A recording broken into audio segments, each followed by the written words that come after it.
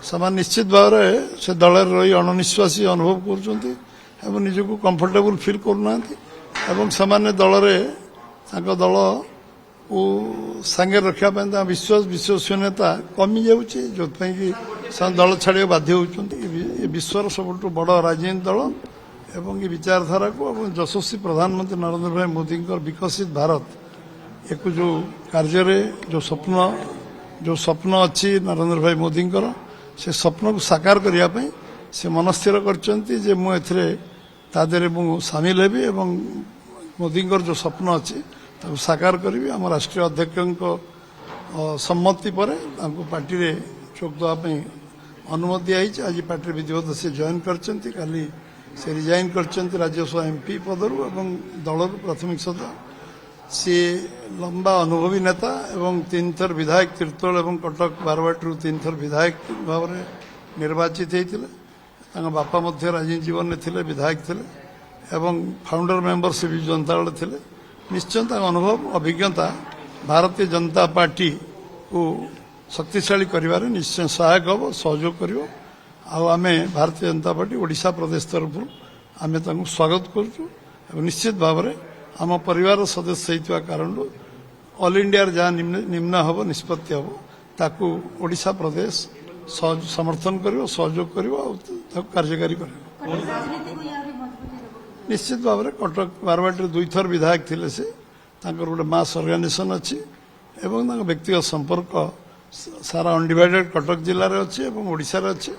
ନିଶ୍ଚିତ ଭାବରେ ଭାରତୀୟ ଜନତା ପାର୍ଟିର ଅଭିବୃଦ୍ଧିରେ ସହାୟକ ହେବ। ପାର୍ଲାମେଣ୍ଟ ପାର୍ଟି ଡିସାଇଡ୍ କରିବ, କେନ୍ଦ୍ରୀୟ ପାର୍ଲାମେଣ୍ଟ ପାର୍ଟି ଭାରତୀୟ ଜନତା ପାର୍ଟିର ସେ ବିଷୟରେ ନିର୍ଣ୍ଣୟ କରିବ। ଯେଉଁ ନିର୍ଣ୍ଣୟ ହେବ ତାକୁ ପାର୍ଟି ଆମେ ଓଡ଼ିଶା ପ୍ରଦେଶ ତାକୁ ନିଶ୍ଚିତ ଭାବରେ ସହଯୋଗ କରିବ। ମୋ ପାଖରେ ସେମିତି କିଛି ଖବର ଏପର୍ଯ୍ୟନ୍ତ ନାହିଁ।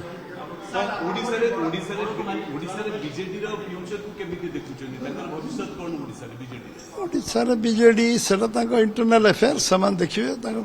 ସେମାନେ ଯେଉଁମାନେ ଦଳ ଛାଡ଼ିକି ଆସୁଛନ୍ତି ଏବଂ ସେମାନେ ନିଶ୍ଚିତ ଭାବରେ ସେ ଦଳରେ ରହି ଅଣନିଶ୍ୱାସୀ ଅନୁଭବ କରୁଛନ୍ତି ଏବଂ ନିଜକୁ କମ୍ଫର୍ଟେବୁଲ ଫିଲ୍ କରୁନାହାନ୍ତି ଏବଂ ସେମାନେ ଦଳରେ ତାଙ୍କ ଦଳକୁ ସାଙ୍ଗରେ ରଖିବା ପାଇଁ ତାଙ୍କ ବିଶ୍ୱସନୀୟତା କମି ଯାଉଛି, ଯେଉଁଥିପାଇଁ କି ସେମାନେ ଦଳ ଛାଡ଼ିବାକୁ ବାଧ୍ୟ ହେଉଛନ୍ତି।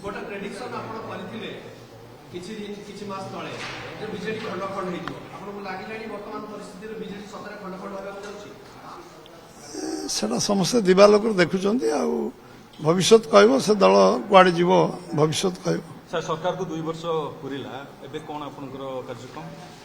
ଏବେ 2 ବର୍ଷ ପୂର୍ତ୍ତିରେ 12 ବର୍ଷ କେନ୍ଦ୍ର ସରକାର ଆଉ 2 ବର୍ଷ ରାଜ୍ୟ ସରକାର, ମୋଦିଜୀଙ୍କ ନେତୃତ୍ୱରେ କେନ୍ଦ୍ର ସରକାର, ମୋହନ ମାଝୀଙ୍କ ନେତୃତ୍ୱରେ ରାଜ୍ୟ ସରକାର ପୁରା କରିବାକୁ ଯାଉଛନ୍ତି ଏବଂ ନିଶ୍ଚିତ ଭାବରେ ଆମର ଏଇ ପୂର୍ତ୍ତି ଉତ୍ସବ ପୁରା ଆମେ ଯାହା ଯାହା କହିଛୁ ସଂକଳ୍ପତ୍ରରେ ଯାହା ଯାହା କହିଥିଲୁ ନିର୍ବାଚନ ପୂର୍ବରୁ ଡବଲ ଇଞ୍ଜିନ ସରକାର ହେଲେ ଏହା କରିବୁ, ତାକୁ ମୋଦିଜୀ 12 ବର୍ଷ ଭିତରେ ତାକୁ ସାକାର କରିଛନ୍ତି। ଯାହା କହିନଥିଲେ ତାକୁ ବି କରୁଛନ୍ତି ଏବଂ ରାଜ୍ୟ ସରକାର ମଧ୍ୟ ସବୁ ସଂକଳ୍ପତ୍ର ଯାହା ଯାହା ଅଛି ତାକୁ କରୁଛନ୍ତି ଆଉ ଯେଉଁଟା ଆବଶ୍ୟକ ପଡ଼ୁଛି ତାକୁ ମଧ୍ୟ ସବୁ କାର୍ଯ୍ୟକୁ କାର୍ଯ୍ୟକାରୀ କରିବା ପାଇଁ ସକ୍ଷମ ହୋଇଛନ୍ତି ଏବଂ ଯେଉଁ କାମ ଆମ ଲୋକଙ୍କ ମନରେ ଥିଲା ଯେ ସରକାର କହେ ଆସିବା ପୂର୍ବରୁ କହେ କିନ୍ତୁ କରେନି, ସରକାର ଆସିଲା ପରେ ତାକୁ ଗୋଟି ଗୋଟି କାର୍ଯ୍ୟକାରୀ କରିବା ପାଇଁ ରାଜ୍ୟ ସରକାର ନିଷ୍ଠାର ସହିତ କରୁଛନ୍ତି। ପ୍ରଧାନମନ୍ତ୍ରୀ ଯିବେ କି ଓଡ଼ିଶା? ନିମନ୍ତ୍ରଣ କାଲି କରାଯାଇଛି, ପ୍ରଧାନମନ୍ତ୍ରୀଙ୍କୁ ଆମନ୍ତ୍ରଣ କାଲି ମୁଖ୍ୟମନ୍ତ୍ରୀ ଯାଇ କରିଛନ୍ତି। ନିଶ୍ଚିତ ସେ ଚିନ୍ତା କରିବେ, ବିଚାର କରିବେ, ଯଦି ଆସିବେ ତାଙ୍କୁ ନିଶ୍ଚୟ ଓଡ଼ିଶାରେ ସ୍ୱାଗତ କରାଯିବ।